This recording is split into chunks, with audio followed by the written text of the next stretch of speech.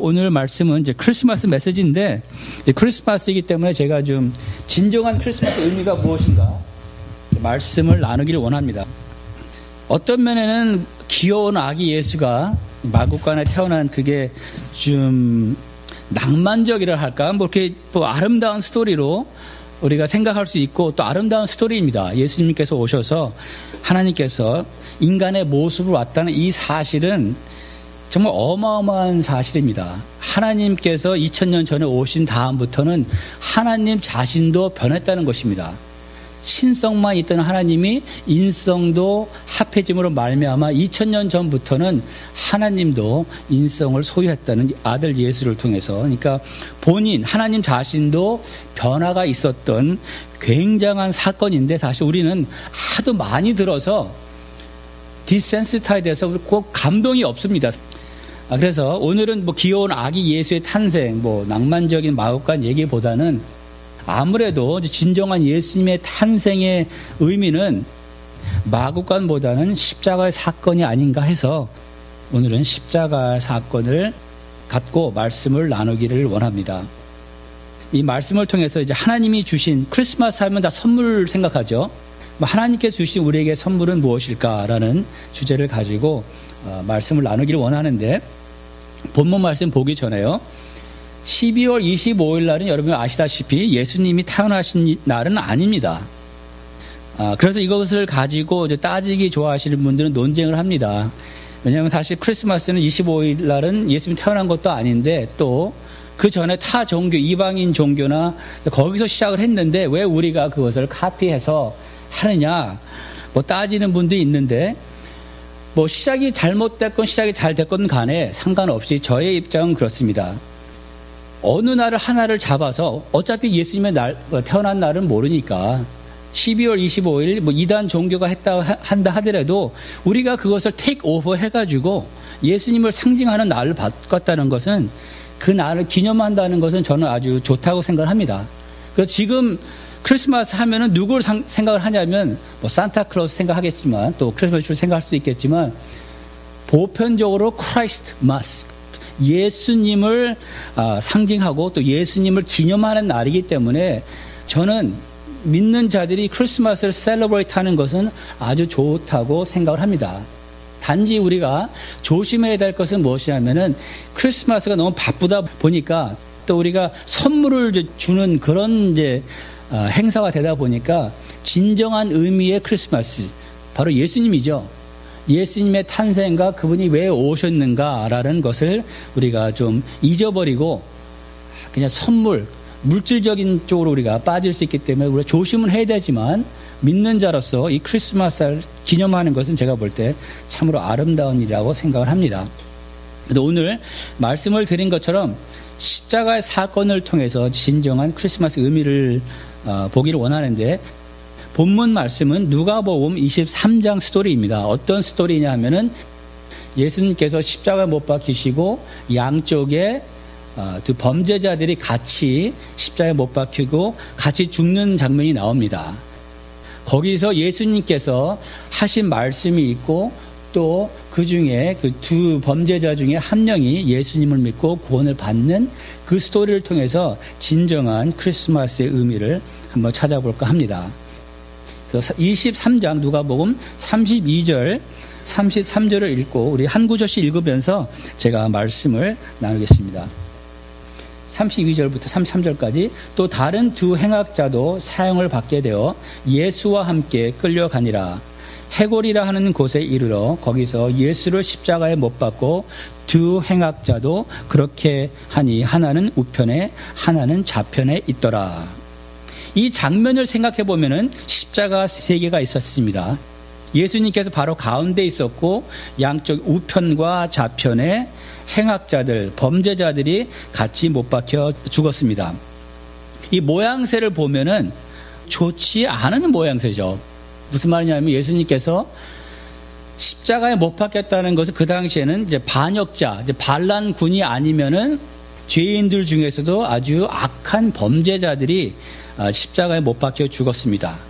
범죄자 중에 하나가 말을 합니다. 41절, 40절을 보면은, 우리는 죽어 마땅하다. 십자가에 못 박혀 죽는 것이 마땅하다. 고백을 통해서 보면은 그들은 반란자는 아니었고요. 아마 악한 범죄자들 것이라고 생각을 합니다. 근데 그런 악한 범죄자들, 보통 사형은 아무나 시키지 않지 않습니까? 죄를 진 사람 중에서도 아주 큰 범죄를 진 사람들을 사형을 하는데 그 사람들과 나란히 같이 십자가에 못 박겠다는 그것은 정말 그 수치감을 일으키는 일이라고 생각을 합니다. 예수님이 그런 악한 자들과 똑같이 취급을 받았다는 것이죠. 그 악한 자들과 똑같이 옆에서 나란히 십자가 못 박혀 죽으셨다는 것입니다. 그럼 우리는 왜 예수님께서 이런 악한 자들과 범죄자들과 함께 옆에서 나란히 십자가에 못 박혀 죽으셨을까?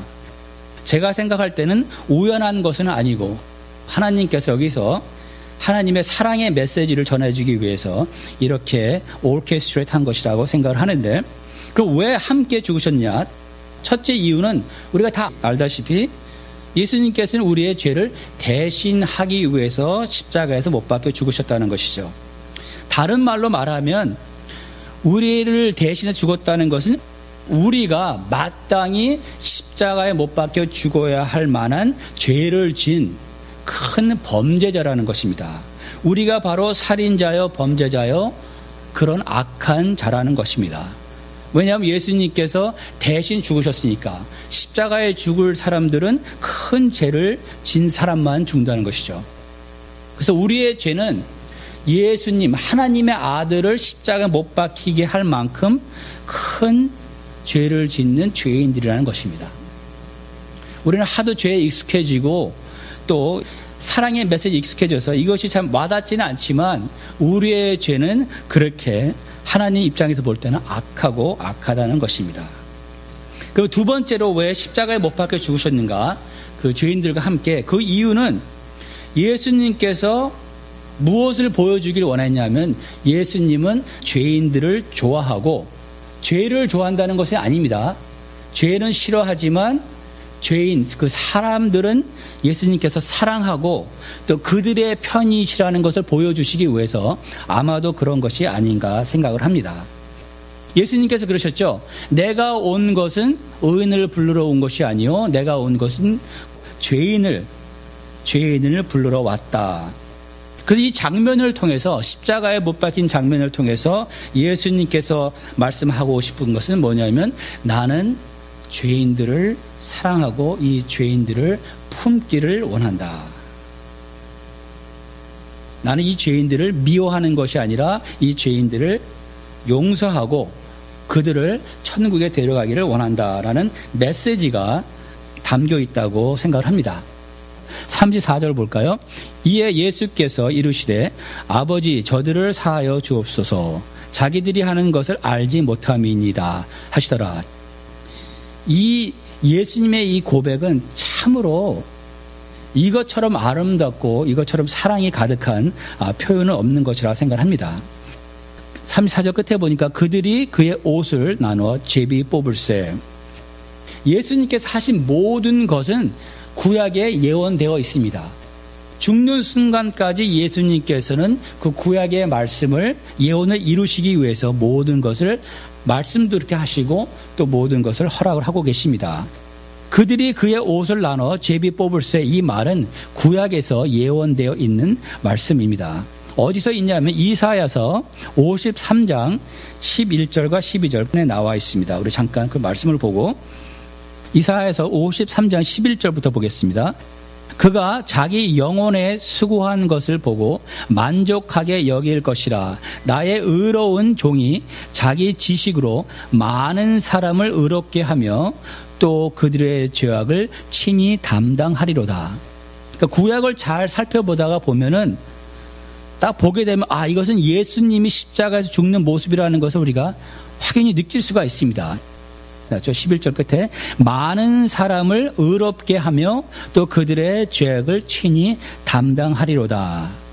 딱 보면 예수님을 생각하게 하는 구절입니다. 또 12절에 보니까 그러므로 내가 그에게 존귀한 자와 함께 몫을 받게 하며 강한 자와 함께 탈취한 것을 나누게 하리니 이는 자기 영혼을 버려 사망에 이르게 하며 범죄자 중 하나로 헤아림을 받았음이니라. 그러나 그가 많은 사람의 죄를 담당하며 범죄자를 위하여 기도하였느니라. 끝부분에 보니까 그랬죠. 범죄자 중에 하나라고 그래서 말씀하였고, 또 그가 죽음으로 말미암아 많은 자가 구원을 받았고, 또 그가 많은 사람의 죄를 담당하며 범죄자를 위하여 기도하였느니라.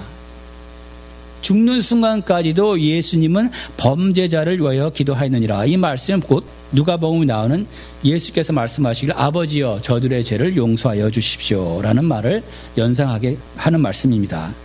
또 시편에 보니까 우리 한 구절만 더 보고 누가복음으로 돌아가겠습니다. 시편 22장 14절부터 보면 이렇게 나와 있습니다. 나는 물같이 쏟아졌으며 내 모든 뼈는 어그러졌으며 내 마음은 밀갑 같아서 내 속에서 녹았으며 내 힘이 말라 질그릇 조각 같고 내 혀가 입 천장에 붙었나이다. 주께서 또 나를 죽음의 진토 속에 두셨나이다. 개들이 나를 에워쌌으며 악한 무리가 나를 둘러 내 수족을 찔렀나이다. 내가 내 모든 뼈를 셀 수 있나이다. 그들이 나를 주목하여 보고 내 겉옷을 나누며 속옷을 제비 뽑나이다. 시편 22장을 보면은 예수님께서 십자가에서 겪는 고통을 그대로 표현하고 있습니다. 14절에 보니까 나는 물같이 쏟아지며 내 모든 뼈는 어그러졌으며, 원어를 보면은 이런 구절입니다. 무슨 말이냐 하면은 예수님께서 십자가 못 박히셨을 때 어떤 상태였었냐면은 지구력 때문에 몸이 내려가지 않습니까? 십자가에 매달려다 보면은 이 팔꿈치하고 어깨의 그 조인트가 이렇게 풀어졌다는 것입니다. 아랍 조인트라는 말을 하죠.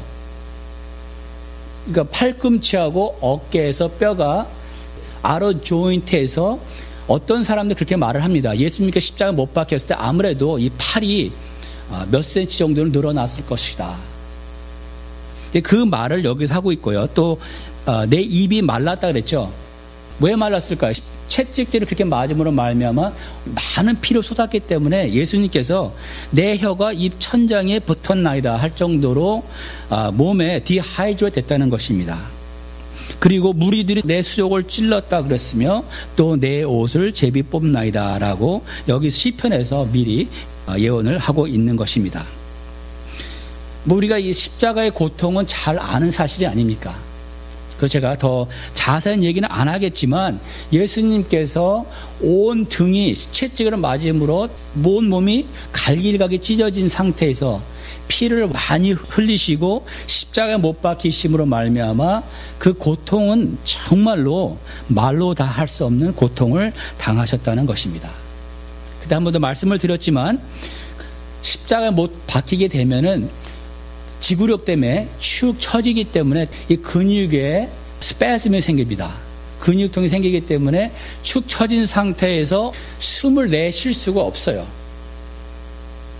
축 처졌기 때문에 숨을 내쉴 수가 없기 때문에 자기 자신을 끌어올려야 됩니다. 끌어올리면서 그 프레셔를 못 박힌 손과 발에 온 프레셔를 주고 끌어올리고 숨을 내쉬고 다시 내려갈 때 숨을 들어 마시죠. 이것을 계속 죽는 순간까지 반복을 하는 것입니다. 그래서 로마 병정들이 고통을 좀 덜하게 하기 위해서 어떻게 하냐면은 다리의 뼈를 부러뜨립니다. 부러뜨리게 되면은 더 이상 올라갈 수가 없겠죠. 올라가지 못하면은 숨을 내쉴 수가 없기 때문에 결국은 이 숨이 막혀 죽는다는 것입니다. 옆에 달려있는 두 범죄자들은 로마 병정들이 다리를 쳤어요.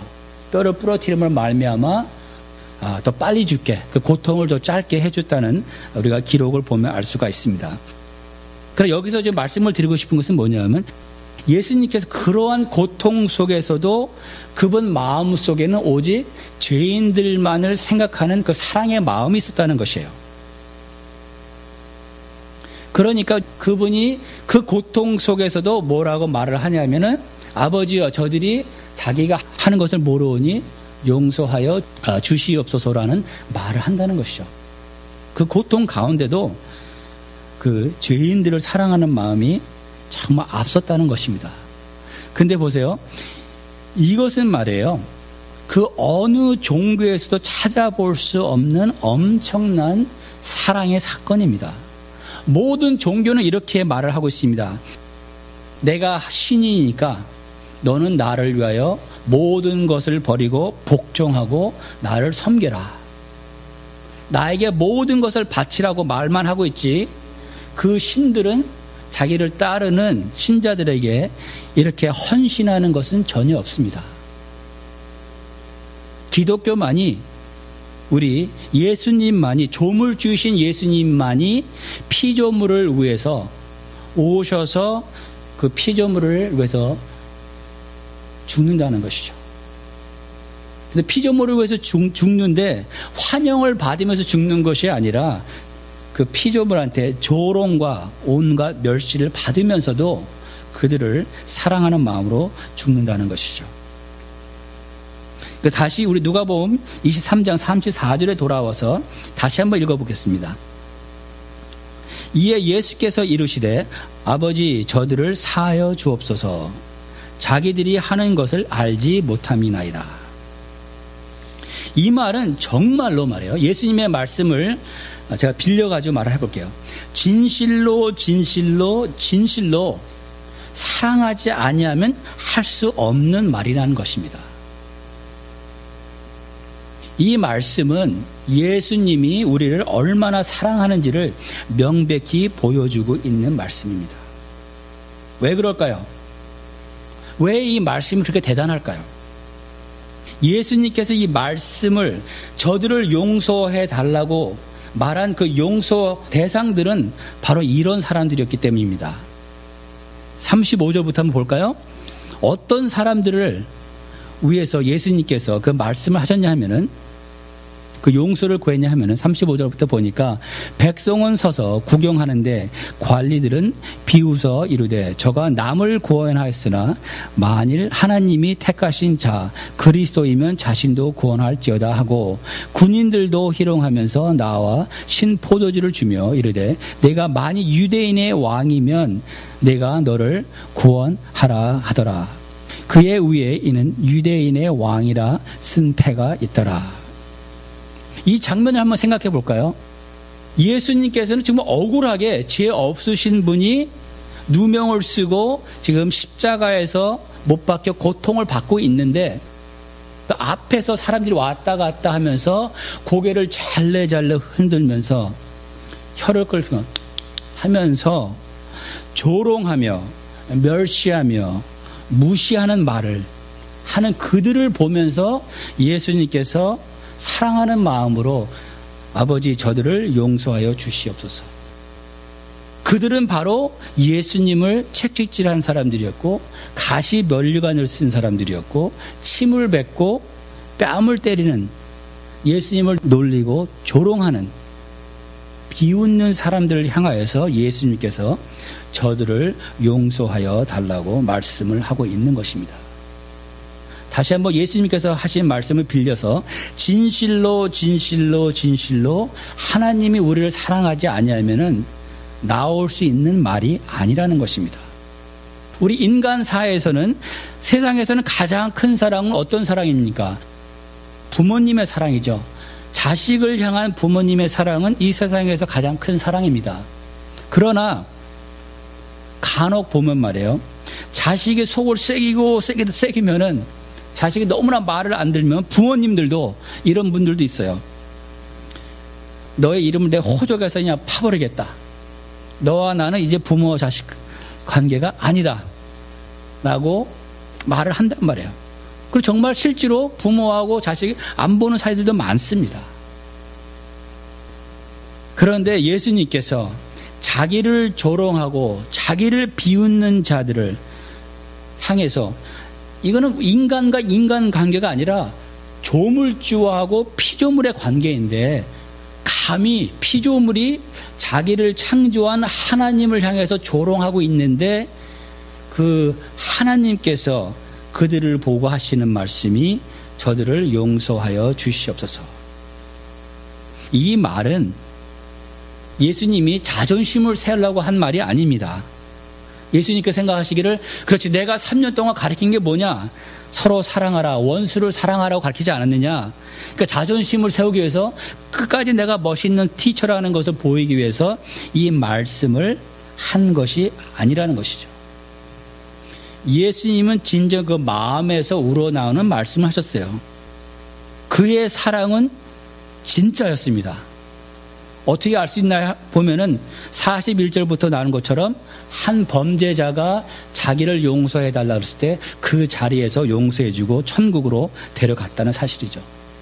또 다른 복음서에 보게 되면은 어떤 백부장이 예수를 믿는 그 기록이 있습니다.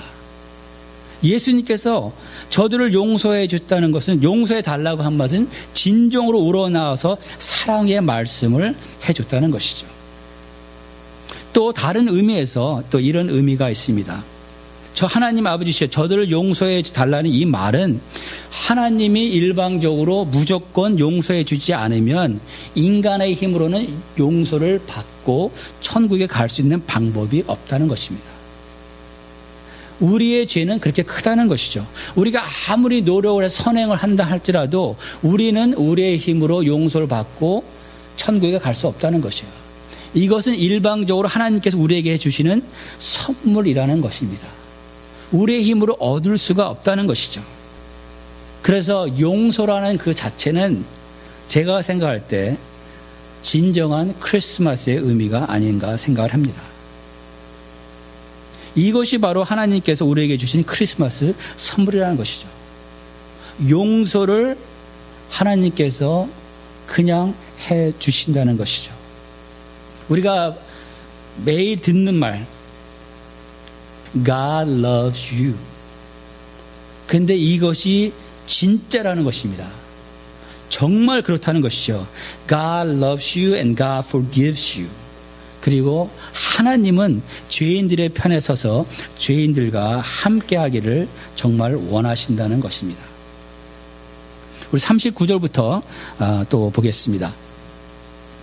달린 행악자 중 하나는 비방하여 이르되 내가 그리스도가 아니냐 너와 우리를 구원하라 하되 하나는 그 사람을 꾸짖어 이르되 내가 동일한 정죄를 받고서도 하나님을 두려워하지 아니하느냐 우리는 우리가 행한 일에 상당한 보응을 받는 것이니 이에 당연한 것이거니와 이 사람이 행한 것은 옳지 않은 것이 없느니라 하고 이르되 예수여 당신의 나라에 임하실 때에 나를 기억하소서 하니.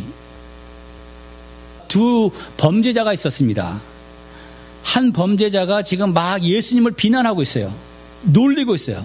죽는 순간까지도 하나님을 부인하고 하나님을 조롱하고 있는데 또 다른 범죄자가 그러죠. 그를 꾸짖으면서 하는 말이 네가 감히 우리가 죽는 것은 마땅하고 당연한 것이면 네가 어떻게 이 예수님을 네가 그렇게 말할 수 있느냐 꾸짖습니다. 그런데 재밌는 게 뭐냐면요. 마태복음 27장 44절에 보면은 이 두 범죄자가 똑같이 예수님을 놀렸습니다. 비난을 했습니다. 그러니까 제가 볼 때 처음에 십자가 못 박혔을 때 모든 부경꾼들과 두 범죄자가 예수님을 비난했습니다. 그런데 어느 한 순간에 이 범죄 한 명, 둘 중에 한 명의 마음이 변했어요. 그 심령에 어떤 변화가 왔다는 것이죠. 제가 생각할 때는 그 범죄자가 예수님을 십자가에 달려있는 모습을 계속 보고 있다가 예수님께서 아버지여 저들을 사하여 주옵소서 자기들이 하는 것을 알지 못하나이다. 이 말을 들었을 때 어떤 심령의 변화가 있지 않았을까 하는 생각이 듭니다. 자기를 그렇게 비난하는 사람들을 향해서 사랑의 말을 하는 이분은 정말 메시아일 거라는 그런 생각이 들었다는 것이죠. 또 그 마음속에 아마 예수님께서 자기를 못 박은 사람들을 저렇게 사랑하고 또 용서를 한다면 나도 용서를 받지 않을까. 라는 마음이 생기기 시작한 것 같습니다. 그래서 그가 예수님 앞에 이런 말을 하지 않았을까 생각을 합니다. 나 같은 죄인도 용서받을 수 있겠구나. 저는 이 말씀을 보면서 어떻게 은혜가 되냐 하면은 우리가 어떠한 죄를 졌다 할지라도 우리는 우리 스스로를 정죄를 합니다. 그래서 우리가 하나님 앞에 나오지 못할 때가 참 많습니다. 근데 이 장면을 보면은 예수님께서 그를 받아주시고 용서해 주신단 말이에요. 그 말은 우리는 언제나 어디서나 하나님 앞에 나와서 용서를 받고 하나님과의 온전한 교제를 가질 수 있다는 것입니다. 이 죄인이 구원받는 이 장면을 보면요, 참 감사하고 정말 은혜가 되지 않습니까?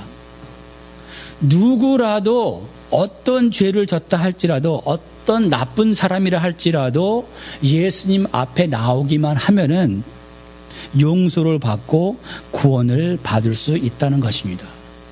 이 범죄자가 구원을 받았을 때는 이 범죄자는 한 것이 아무것도 없었습니다.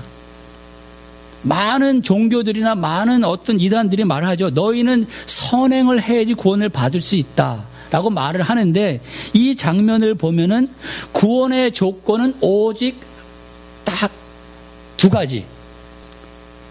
여기서 보니까 먼저 자기의 죄를 깨닫고 예수님이 메시아, 우리를 위해서 대신 죽으시는 어린 양, 메시아라는 것만 알고 믿고 고백을 하면은 구원을 받는다는 것입니다. 어떤 신학교를 가가지고 신학을 철저히 알아야 된다는 것도 아니고, 어떤 깊은 지식이 있어야 된다는 것도 아니고, 어떤 무언가를 해야 된다는 것도 아니고, 성경 공부를 잘해서 성경을 앞뒤를 잘 알아야 된다는 것도 아니고, 아주 심플하게 나는 죄인이고 예수님은 우리를 대신하여 죽으시는 메시아라는 그 사실을 알고 믿고 고백만 하면은 우리는 구원을 받을 수 있다는 것입니다. 어떤 다른 조건이 전혀 없다는 것이죠. 그래서 우리는 예수님 앞에 나올 때 어떤 조건 없이 그냥 나오면 된다는 것이에요. 근데 사람들은 자기들이 어떤 절차를 만들어놔. 내가 이 정도는 해야지 하나님 앞에 나갈 수 있지 않겠느냐. 이 정도는 해야지 내가 기도응답을 받을 수 있지 않겠느냐. 이 정도는 해야지 하나님의 사랑을 받지 않겠느냐 라고 생각을 하는데, 예수님께서 말씀하시기를 저희들을 용서하여 주십시오. 어떤 자들 자기를 채찍질하고 얼굴에 침 뱉고 뺨을 때리고 욕을 하고 조롱하고 비난하는, 자기를 멸시하는 자들을 향하여 나는 너희들을 사랑하고 너희들을 용서한다. 단지 내 앞에 와서 회개하고 내 앞으로 오라는 것이죠. 우리 마지막 구절 보겠습니다. 43절. 예수께서 이르시되 내가 진실로 내게 이르노니 오늘 내가 나와 함께 낙원에 있느니라 하시니라. 아무것도 하지 않은 평생 죄만을 진 이 나쁜 놈한테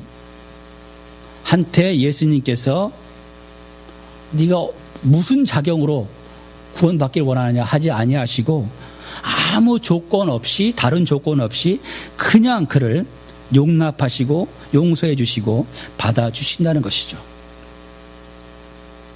시간상 낙원에 대해서는 제가 깊이 들어가지는 않겠지만, 여기서 나오는 낙원이라는 것은 우리가 생각하는 지금 현재의 천국하고 똑같은 말입니다.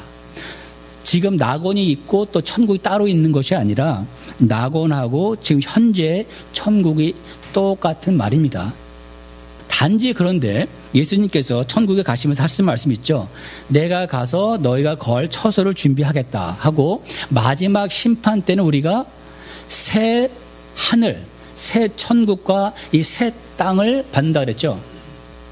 그러니까 낙원은 지금 현재의 천국이지만 심판이 끝난 나중에는 우리가 이 지금 있는 천국은 renovate, 변해서 우리가 새로운 천국을 받고 또 이 지구도 변해서 새로운 지구를 받는다는 것입니다.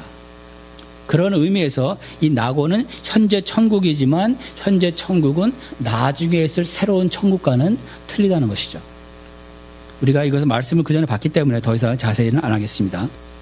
그럼 여기서 사건을 보면은 이 십자가에 못 박혔다가 구원을 받은 이 사람은 정말 어떤 면에서 보면은 정말 운이 좋은 사람이에요. 정말 축복받은 사람입니다.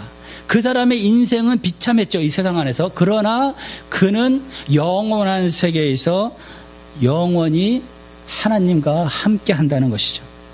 이 세상은 짧습니다. 여기서 잘 먹고 잘 산다 한들 천국에 가지 못하고 지옥에 간다 하면은 무슨 소용이 있겠어요. 그런 의미에서 이 범죄자, 예수를 만난 이 범죄자는 정말로 축복을 받은 사람입니다. 왜? 그는 이 짧은 세상 생활은 힘이 들었지만 영원한 세계에서 정말 하나님과 함께 할 수 있는 그런 축복을 받았다는 것이죠. 근데 그 축복은 누구에게나, 하나님 앞에 나오는 누구에게나 주어진다는 것입니다. 정말 예수님께서 이 사랑의 말씀, 저들의 죄를 용서해 달라는 이 말씀, 원수를 사랑한다는 그 말씀을 실천하신 이 말씀은 우리에게 정말로 놀라운 은혜라 말 안 할 수가 없는 것 같습니다. 그래서 말씀을 정리하면서 이 말 한 말씀만 드리겠습니다. 아까 말씀을 드린 것처럼 진정한 크리스마스의 의미는 용서받을 짓을 하지 않은 모든 죄인들을 용서해 준 것이 바로 이 크리스마스의 메시지이고, 용서를 받은 우리는 이 크리스마스 때 무엇을 사서 남한테 주는 선물하는 것도 중요하지만, 만약에 우리의 마음속으로 용서하지 못한 사람이 있다 하면은 용서받은 자로서 정말 크리스마스의 의미는 용서라는 것을 우리가 오늘 말씀을 봤으니까 내 마음에서 용서되지 않는 그 사람을 용서하는 것이 우리가 하나님 앞에 조금이라도 그 의미를 되새겨 보는 것이 아닌가 생각을 합니다. 그래서 이 말씀을 정리하면서 하나님은 여러분을 정말로 사랑하십니다. God truly loves you and God truly wants to be with you and to lead you and guide you and to forgive you. 우리가 우리의 자신의 죄를 용서 못하는 것이지 하나님은 회개하는 자를 다 용서하신다는 것입니다.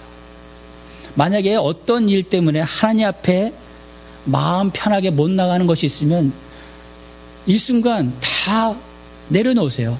하나님은 여러분을 사랑하시고 하나님은 여러분의 모든 죄를 용서하고 여러분이 하나님 앞에 나오기를 원하신다는 것입니다. 이것이 바로 크리스마스의 메시지이며 진정한 크리스마스의 의미가 아닌가 생각합니다.